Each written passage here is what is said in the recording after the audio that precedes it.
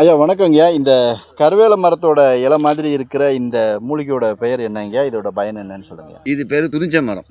துறிஞ்சி மரம். துறிஞ்ச மரம். இதனுடைய இலை வந்து சீக்க அரைக்க பயன்படுத்துவாங்க.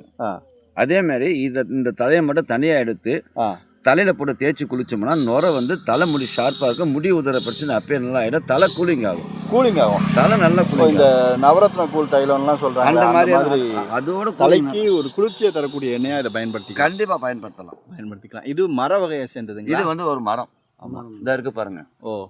இது பெரிய பெரிய மரம், பிரம்மாண்டமாக இருக்குதே. ஆமாம் ஐயா, இது வந்து சின்ன மரம். இன்னும் காட்டுக்குள்ளே பெரிய பெரிய மரம்லாம் இருக்குது. ஓஹோஹோ, இதுவே சின்ன மரம்னு சொல்கிறீங்களா? ஆமாம் ஐயா, துறிஞ்சி மரம். இந்த மரம்லாம் இன்றைக்கி தான் வாழ்நாளிலே நான் முதல் முறையாக பார்க்குறேன். மக்கள் நீங்களே இன்றைக்கி தான் பார்த்துருப்பீங்கன்னு நினைக்கிறேன். இது பார்க்குறதுக்கு முள் மரம் மாதிரி இருக்கும். இலைகளை பார்த்தீங்க அப்படின்னா நம்ம காட்டு நெல்லிக்காய் மரத்தோட இலைகள் மாதிரி குட்டி குட்டி குட்டியாக இருக்கும், அழகாக.